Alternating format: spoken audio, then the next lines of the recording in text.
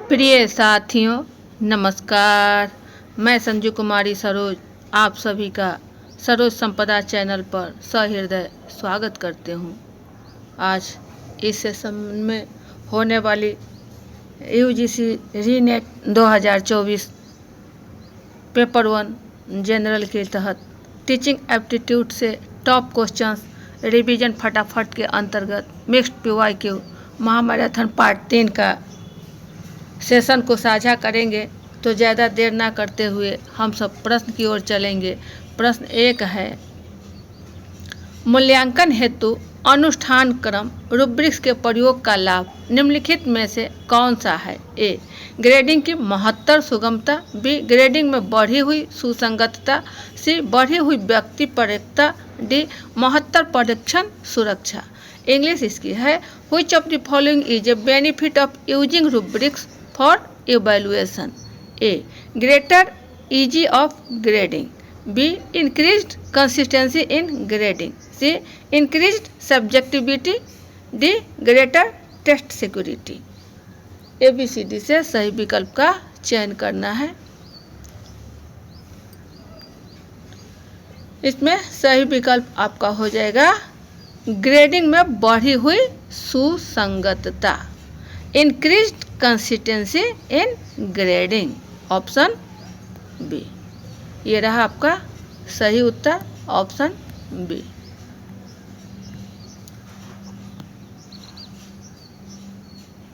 Increased consistency in grading. Next question दूसरे नंबर पर है, किसी छात्र के प्रदर्शन की उसके पूर्व प्रदर्शन से तुलना करने की प्रक्रिया को क्या कहा जाता है? ए, नैदानिक मूल्यांकन, बी, समकलनात्मक मूल्यांकन आकलन, सी, स्वमानक आकलन, डी, अनौपचारिक आकलन। इंग्लिश है, the process of comparing a student's performance against his her previous performance is known as A, diagnostic evaluation, B, summative evaluation, C, ipsative assessment, D, informal assessment. इसमें आपको सही विकल्प का चयन करना है ABCD से।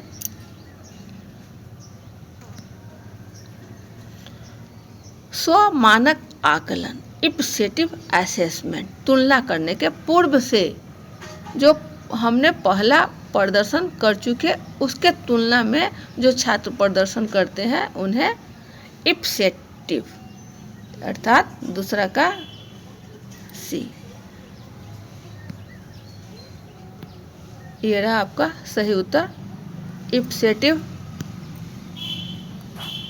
असेसमेंट, इप्सेटिव असेसमेंट, ऑप्शन सी।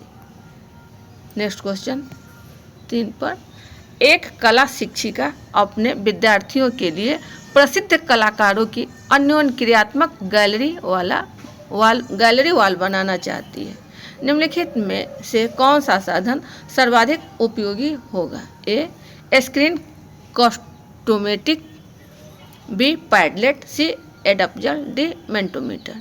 English इसकी है, an art teacher wants to create an interactive gallery wall of famous artist for her students. Which of the following tools would be? A, screen castomatic, B, Padlet, C, puzzle, D, Mentimeter. इसमें सही विकल्प का चयन करना है।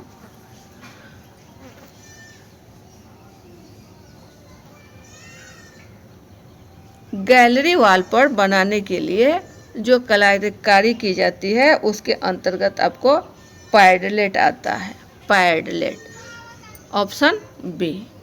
सही मिलान ये रहा, ऑप्शन बी।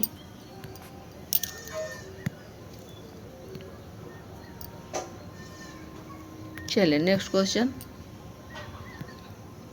4 पर है, यदि आपके मित्र का मोबाइल नंबर बदल जाता है और आप अक्सर उसके पुराने नंबर पर फ़ोन करते हैं, यह उदाहरण है। ए, अधिगम का सकारात्मक अंतरण, बी, अधिगम का नकारात्मक अंतरण, सी, अधिगम का शून्य अंतरण, डी, अधिगम का द्विपक्षीय अंतरण।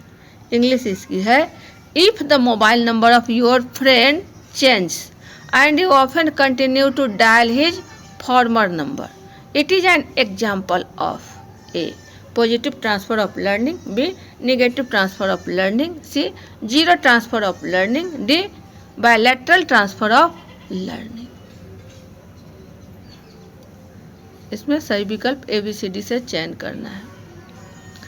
सीधी सी बात है कि जो पुराने फ़ोन नंबर है उस पर ही फ़ोन किया जा रहा है और नए वाले फ़ोन नंबर पर नहीं किया जा रहा है। इसका मतलब है कि अधिगम का जो लर्निंग यह ट्रांसफ़र हो रहा है जो वह बिल्कुल निगेटिविटी है, नकारात्मक रूप से इसमें हो रहा है, कोई चेंजिंग नहीं किया गया, नकारात्मक, अर्थात ऑप्शन बी। ये रहा सही उत्तर का मिलान, option B, negative transfer of learning, option B. Next question 5 पर सहायक सामग्री को प्रभावित करने वाले कारक निम्नलिखित में से कौन से हैं? ए. अस्पष्टता और व्यापकता, बी. सामग्री की मात्रा, सी. अधिगमकर्ता की आयु एवं स्तर के लिए उपयुक्तता, डी. अधिगम उद्देश्य के लिए प्रासंगिकता। इंग्लिश इसकी है, Which of the following factors influence the effectiveness of support material? A. Clarity and comprehensibility, B. Quantity of material, C. Appropriateness for the learner's age and level, D. Relevance to the learning objectives. Options आपको दिया गया है ABCD से। पूछा जा रहा है कि सहायक सामग्री जो सपोर्टेड मटेरियल है उसको कैसे प्रभावित करने वाले कौन कौन से कारक हो सकते हैं। इसमें आपको क्लैरिटी, क्वांटिटी एवं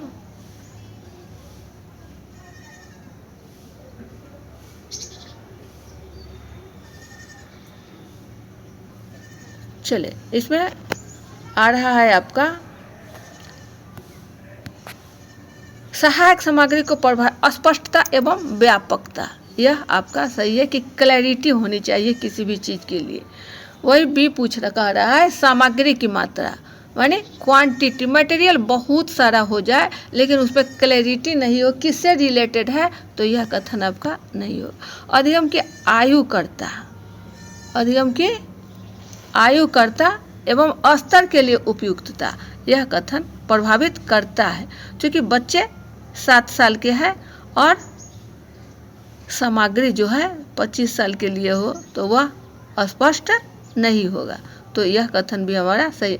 अधिगम उद्देश्य के लिए प्रासंगिकता, यह तो मस्ट है, इसकी तो आवश्यकता है ही है, यानी ACD जो ऑप्शन आपको बी की ओर है। सही उत्तर का मिलान कर लिया जाए। ये रहा हमारा सही उत्तर बी,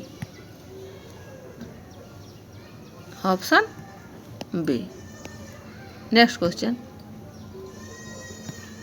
6 पर है, निम्नलिखित में से कौन से कारक अधिगमकर्ताओं के अधिगम को प्रभावित करते हैं? ए. पारिवारिक संरचना, बी. सामाजिक आर्थिक स्थिति, सी. सांस्कृतिक पृष्ठभूमि, डी. विद्यालय का प्रकार। इंग्लिश है, Which of the following factors affect learning of learners? A. Family structure, B. socio-economic status, C. cultural background, D. type of school। तो सही विकल्प का चयन करना है ABCD से। क्या होगा इसमें? आपका सभी फैक्टर प्रभावित करता है, पारिवारिक संरचना, सामाजिक आर्थिक स्थिति, सांस्कृतिक पृष्ठभूमि और विद्यालय का प्रकार भी। इस प्रकार A, B, C एवं D ऑप्शन सी की ओर। सही उत्तर का मिलान ये रहा हमारा सही उत्तर C, A, B, C एवं D, option C. Next question 7 की ओर, सहयोगात्मक अधिगम में निम्नलिखित में से किस रणनीति से श्रवण कौशल विकसित होता है? ए. Fish bowl, B. स्वरों का समूह, सी. जिगसॉ रणनीति, डी. प्रकरण अध्ययन। इंग्लिश है, in collaborative learning from which of the following strategies listening skill is developed, A fish bowl, B circle of voices, C jigsaw strategy, D case study. इसमें सही विकल्प का चयन करना है कि श्रवण कौशल विधि कौन सा हमारा सहयोगात्मक अधिगम के अंतर्गत स्ट्रेटजी में आएगा। तो फिश बाउल हमारा ऑप्शन ए की ओर है, fish bowl option A. Next question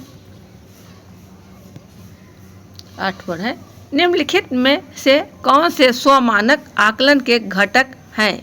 ए स्वयं और समकक्षी का आकलन, बी अधिगम लक्षण को साझा करना, सी शिष्यों में भेद करना, डी प्रभावी तरीके से प्रश्न पूछना। इंग्लिश है, which of the following are the components of effective assessment? A self and peer assessment, B sharing learning goals, C discriminating pupils, D effective feedback. इसके पहले भी आपको इफेक्टिव असेसमेंट के अंतर्गत प्रश्न किए गए हैं, तो इसमें ABCD से सही विकल्प का चयन करना है।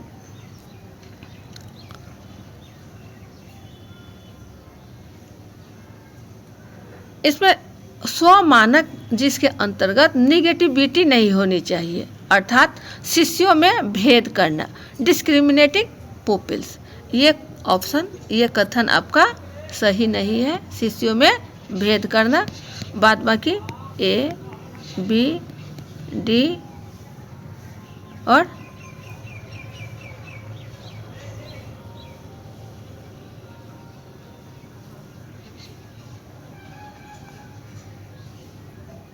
ABD ही होगा, ABD ऑप्शन ए। क्वेश्चन सही का उत्तर मिलान कर लिया जाए, ये रहा सही उत्तर ABD E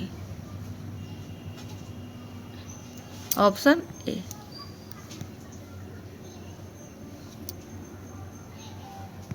option A. Next question 9 पर है, कक्षा में अभिप्रेरणात्मक वातावरण में अभिवृद्धि के उपाय निम्नलिखित में से कौन से हैं? ए विद्यार्थी की अभिरुचि बनाए रखने के लिए निर्देशात्मक रणनीतियों के भिन्न प्रकारों का प्रयोग करना, बी विद्यार्थियों के एक दूसरे के साथ अपने अनुभव एवं अधिगम के साझा करने की अवसर प्रदान करना, सी कक्षा में व्यंग्याय कटाक्ष और श्रेष्ठ प्रदर्शित करने की अनुमति देना, डी विश्वास एवं सहयोग पर आधारित कक्षा के वातावरण को प्रोत्साहित देना। इंग्लिश इसकी है, which of the following are the ways to increase motivational climate in the class? A use a variety of instructional strategy to maintain a student interest, b give a student opportunities to share their experience and learning with each other, c allow sarcasm and superiority to exhibit in classroom, d fostering classroom atmosphere which is based on trust and cooperation। ABCD से सही विकल्प का चयन करना है। इसमें भी पिछले प्रश्न की तरह निगेटिविटी को सिर्फ हटा देना है, बाद बाकी हमारा उत्तर आसानी से हो जाएगा, ज़्यादा दिमाग लगाने की आवश्यकता नहीं है। कक्षा में व्यंग्याय कटाक्ष और श्रेष्ठ प्रदर्शित करने की अनुमति देना, सी नहीं होगा हमारा, सी ऑप्शन, सी कथन नहीं होगा। Allow scrums and superiority to exhibit in classroom, ये कथन नहीं होगा, तो होगा क्या? ए, बी और डी ऑप्शन सी। उत्तर का मिलन कर लिया जाए, ये रहा ऑप्शन सी।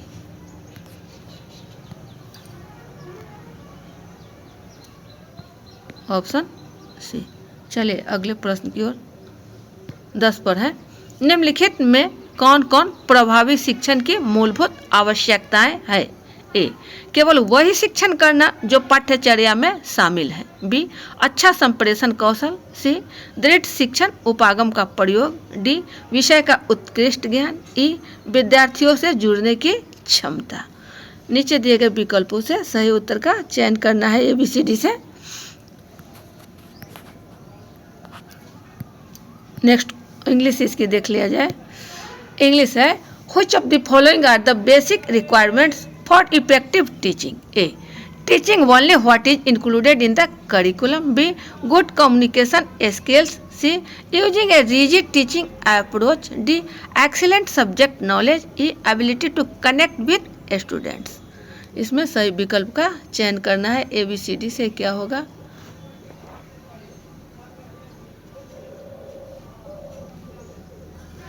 कहीं भी देखा जाए क्वेश्चन में कि ओनली टीचिंग ओनली, यह ओनली है तो यह कथन आपका नहीं होगा, यानी ए नहीं होगा तो ऑप्शन ए खत्म हो गया और ऑप्शन डी कैंसिल हो गया। अब आपका बच गया बी और सी, बी और सी।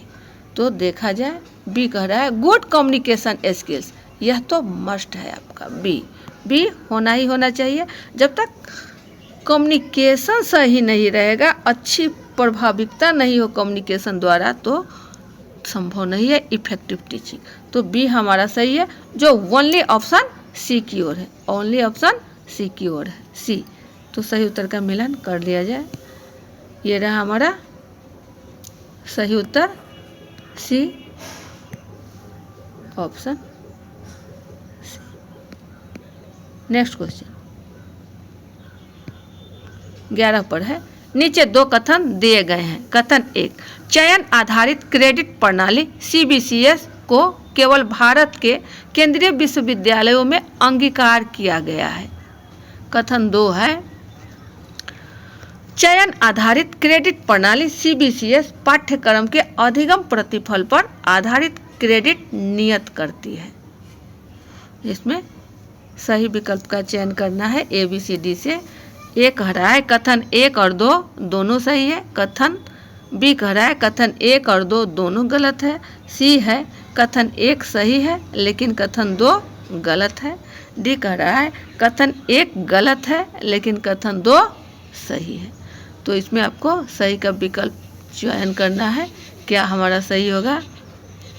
इंग्लिश इसकी देख लिया जाए।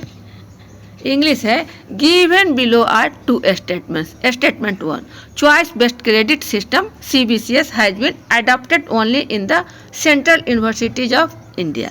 स्टेटमेंट 2 है choice based credit system CBCS assigns credit based on the learning outcomes of a course. तो ABCD से इसका सही विकल्प, सही ऑप्शन का चयन करना है। CBCS choice based credit system जो कह रहा है वह आपको चयन करना है। यहाँ सीधी सी बात है कि CBCS has been adopted only, देखा जाए यहाँ ओनली केवल है तो हमारा स्टेटमेंट 1 जो है वह आपका गलत हो जाएगा। अब दूसरी को ओर देखा जाए। Choice based credit system CBCS assigns credit based on the learning outcomes of a course. यह कोर्स का एक प्रतिपुष्टि प्रदान करता है, यह आउटकम्स फीडबैक देता है। तो यह दूसरा हमारा सही है, यानी पहला गलत, दूसरा सही, जो ऑप्शन डी की ओर है, ऑप्शन डी की ओर है। सही उत्तर का मिला, ये रहा सही उत्तर। कथन 1 गलत है लेकिन कथन 2 सही है, ऑप्शन डी। प्रतिफल जो है वह क्रेडिट नियत करती ही है। नेक्स्ट क्वेश्चन 12 की ओर। नीचे दो कथन दिए गए हैं। कथन 1, मॉडल अधिगम प्रबंधन प्रणाली LMS का एक उदाहरण है। कथन 2, मेंटीमीटर एक उपकरण है जिसका ऑनलाइन सर्वेक्षण के निर्माण में प्रयोग किया जाता है। ये दोनों कथन से चयन करना है कि कौन सा कथन सही है, गलत है, या दोनों गलत है, या एक गलत एक सही है।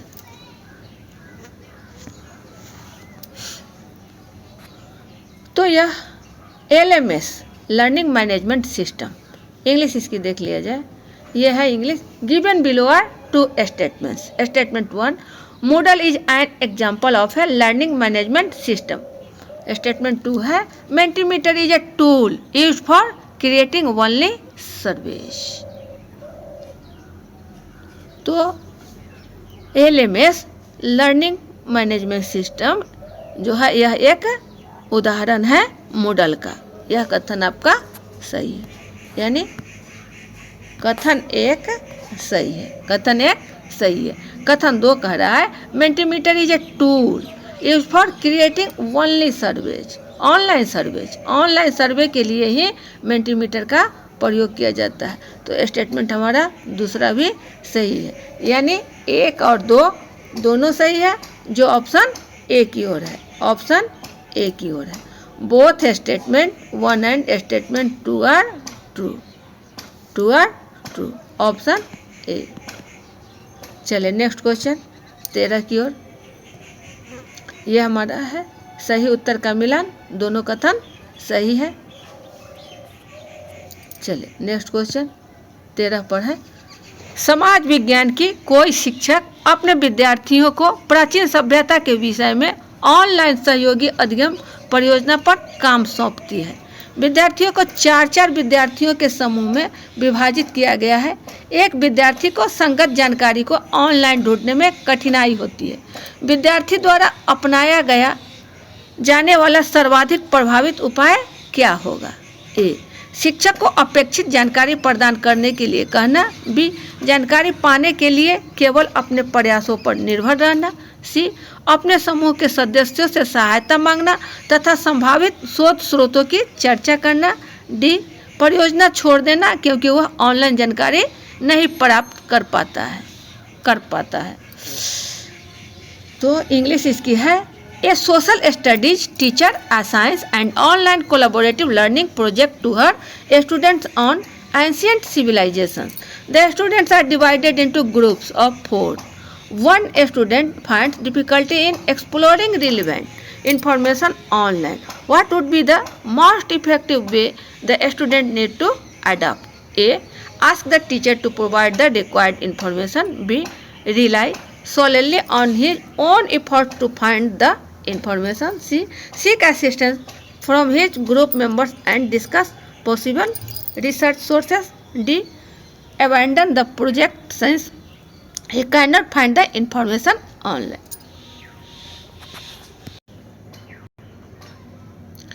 तो इसमें सही विकल्प का चयन करना है। ABCD से हमारा हो जाएगा क्या? अपने समूह के सदस्यों से सहायता मांगना तथा संभावित शोध स्रोतों की चर्चा करना। ये हमारा ऑप्शन सी की ओर है। Seek assistance from his group members and discuss possible research sources. सही उत्तर का मिलान कर लिया जाए। ये रहा सही उत्तर C. Seek assistance from his group members and discuss possible research sources. अपने समूह के सदस्यों से सहायता मांगना तथा संभावित शोध स्रोतों की चर्चा करना, ऑप्शन सी। नेक्स्ट क्वेश्चन 14 में है निम्नलिखित में से किनका उपयोग आभासी वर्चुअल क्षेत्र भ्रमण के लिए किया जा सकता है? A, Prezi. B, Kahoot. C, Barbela. D, Flipgrid. E, Second Life. English है which of the following can be used for virtual field trips? A, Prezi. B, Kahoot. C, Barbela. D, Flipgrid. D, Second Life. इसमें option दिया गया है, उससे कौन कौन से virtual के लिए पूछा जा रहा है। आभासी जो ऑनलाइन क्षेत्र के अंतर्गत आपको आता है, उससे भी संबंधित है कि भ्रमण के लिए यानी फील्ड ट्रिप्स।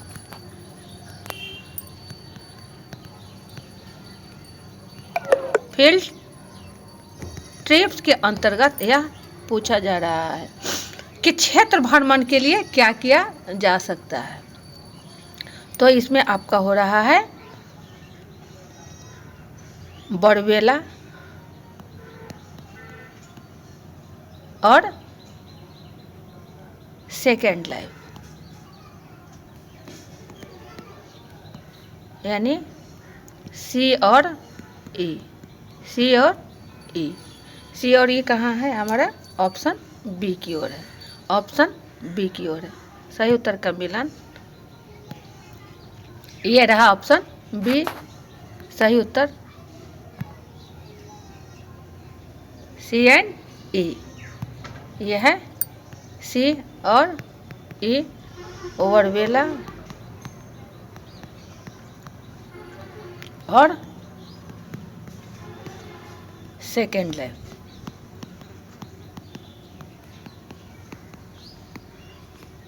चलिए नेक्स्ट क्वेश्चन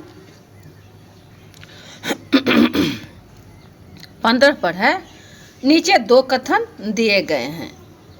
कथन एक है, विषय वस्तु के विश्लेषण को दृश्य सामग्री पर प्रयुक्त नहीं किया जा सकता है। कथन 2 है, विषय वस्तु के विश्लेषण के माध्यम से प्रश्न क्यों का उत्तर निश्चित करना कठिन है।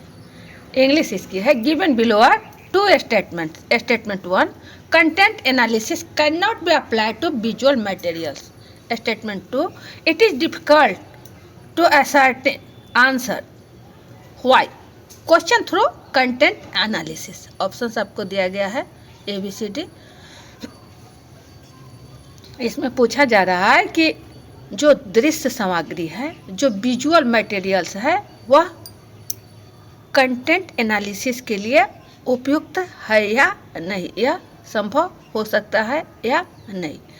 तो जो भी बच्चे होंगे यहाँ